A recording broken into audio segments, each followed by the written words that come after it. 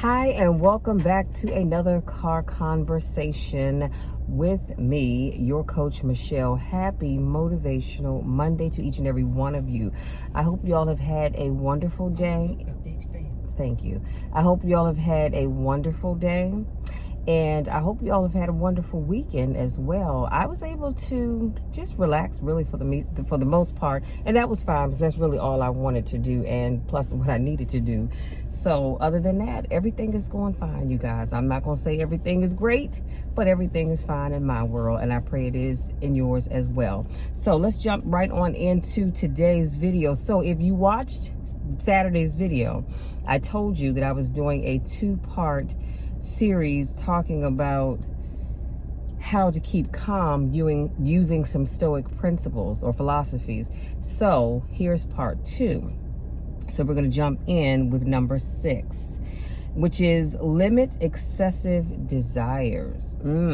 Excessive desires have the power to cast our lives adrift, leaving us in a state of turmoil and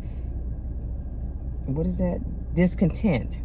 The Stoic path encourages us to simplify our desires, seeking only that which is required for a life marked by goodness and virtue. Y'all, when I have to look over top of my glasses, because sometimes I can't read my writing anyway, but it looks like my paper's like this up in my face, so I have to look over my glasses to see what the heck I wrote. So I do love that. And so sometimes we do have to limit excessive desires, because I think a lot of times when we desire so many things in our lives, it just causes us to just constantly, our minds to constantly be working. That's why one of the things that I told you all, or shared with you, I should say, about having a seizure, it can be brought on by stress. And so this whole series is right down my alley, because I'm always trying to find ways to stay calm and not allow myself to get all worked up, because I know that it can, not always will it, but it can potentially bring on a seizure. And so just if you limit your desires, because I know sometimes, something's on my seatbelt. Sometimes we desire so many things, and again, like I said, it can just stress you out to no end. So just limit those things that you really only truly need. Do you understand what I'm saying? And it's okay every now and then to add in a few other things, but I would just say limit your desires to the things that you truly, truly need. Number 7, be virtuous. Virtues such as wisdom. I'm going to share 1, 2, 3, 4 of them with you. Wisdom is the foundation upon which all other virtues are built. With wisdom as our guiding star, we gain the capacity to see the world as it truly is, and to discern between the fleeting and the enduring. So wisdom, I'm telling you, without wisdom, you truly have nothing else. The next one is courage, which is the second virtue, and it stands as the sentinel guarding the fortress of our moral character. It calls upon us to face life's challenges with steadfastness and resolve. And then there's justice, which is the third virtue, and it beckons us to live in accordance with the principles of fairness and moral righteousness. And then there's temperance, which is the final virtue series as the guardian of moderation and self-restraint. It reminds us to exercise control over our desires. The virtues are the vibrant colors that compose the image of a life lived in harmony with the eternal truths of the cosmos. And all of that will be in the description box. Number 8, understand the transitory nature of life. Understand the transitory nature of life. So Marcus Aurelius invited us to embark on a philosophical journey that involves acknowledging the, I'm not sure what this word is, and transient aspects of life. It'll be in the description box, okay? This philosophy serves as a cornerstone of strength that can be used to our existence. The core of this lesson is the understanding that nothing in the realm of human experience, be it the moment of joy or the trials of adversity, is immutable. Okay. Number 9, the value of gratitude. And if you know me, then you know I am always going to be talking about gratitude. So this lesson guides us to celebrate not only life's triumphs, but also its tribulations. For through the lens of gratitude, we find serenity. We find serenity. So gratitude means it's such that we take our gaze from what we may lack to what we have in order to find solace in the present moment, and to embrace the treasures that often go unnoticed. Let me put a pin right here. I'm always talking about gratitude, and I will always talk about gratitude, because I think when we are not grateful for what we have, we tend to start focusing on the things that we don't have. Like, if you ever met somebody and they're always talking about, well, I don't have this, I don't have that, I don't have the other.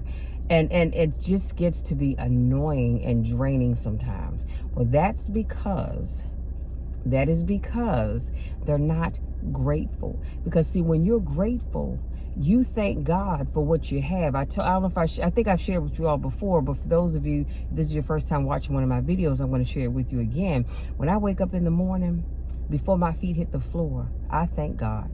I thank God for waking me up in the morning. I thank God for allowing me to see the dawning of a brand new day. I thank God for allowing me to see a day that I've never seen before, and one that I will never see again. I thank God for all that he's done, all that he's doing, and all that he will do. I thank God for the stuff that I have, but I also thank him for the things that I don't have.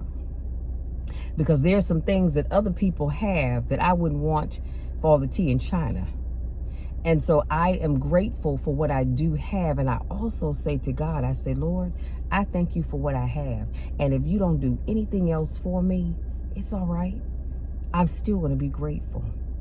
I am still going to be grateful, because no matter what you have, be it big or small or somewhere in between, somebody doesn't even have that.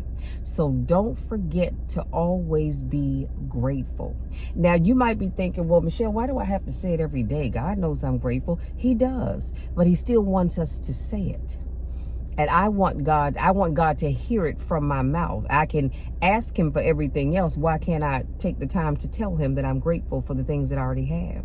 But I always say, Lord, I'm asking for, and I'll go into whatever it is I'm asking for. I'll say, but if you don't see fit to give it to me, oh God, it's all right, because I'm grateful for what I already have. But if you would see fit to bless me with that one more thing, I'll take that too. But I always want God to know that I am grateful for what I have. And this is why I keep a gratitude journal. I've talked about that before too. But I wanted to share that with you.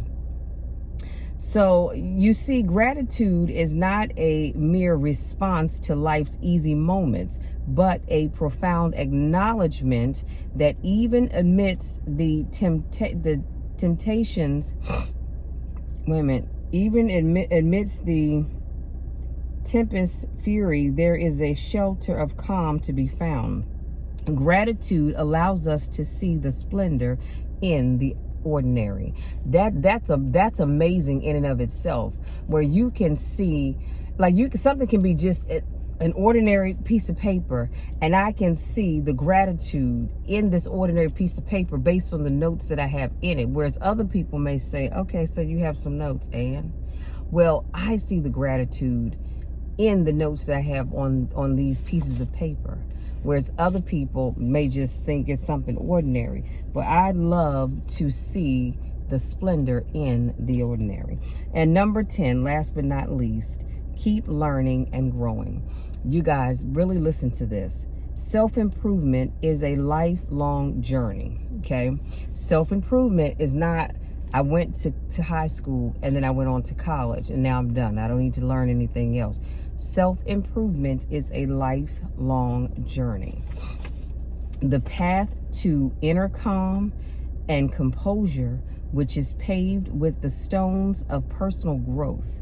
We are vessels of potential no matter where we stand. There are yet horizons to explore and virtues to cultivate. We are not called to perfection. Hear what I'm saying? We're not called to perfection, but to progress, not to stagnation, but to steady growth. There's calm in knowing that there is no final destination, but an endless odyssey of becoming a better version of ourselves. You see, setbacks are not roadblocks. Now, I need you to hear me, because this is going to shout you happy right here. I need you to hear me. Setbacks are not roadblocks, but stepping stones, and every trial is a teacher. I need to say that one more again. Yes, I said one more again. Stepping stones are not roadblocks, but hold on, wait a minute. Setbacks, are not roadblocks, but stepping stones, and every trial is a teacher. Did you hear what I said? Every trial is a teacher. Now, I'm going to ask you this quick question. I don't have it in my notes, but I'm going to ask you anyway. Are you learning from your trials? Because if you're going through trials and tribulations and you haven't learned a daggone thing, that's a problem. Because your trials are meant to teach you. Okay? Always remember that. See, I think sometimes we look at our trials as a way of being punished. Sometimes it is, depending on the individual and what's going on. But more times than not, it is designed to teach you something. So I need you to make sure that you are learning something from that trial, from that setback, okay? Now, also listen to this part. Regardless of external circumstances, we are the masters of our inner world. I said the inner world, not the outer world, but I'm talking about inside of here. The more we learn, the more we grow. Let me say it again. The more we learn, the more we grow. The more we grow, the better we become at weathering the storms of existence. Can I say that one more again? The more we learn, the more we grow. The more we grow, the better we become at weathering these storms of existence. Y'all, this is some powerful stuff, and I really want to encourage you to take the time to really allow what I'm sharing with you to sink in. A lot of times you are going through life and you are stressing over things that you don't need to stress over. And I know what you're thinking, because some of y'all saying, but I believe in God. So do I. I love the Lord, okay? And I believe in God's teachings. But I also believe that if we use some of the principles that I've shared with you on Saturday and again today, we can live a more calm life. A lot of the reasons why your life is not calm, it's because of you.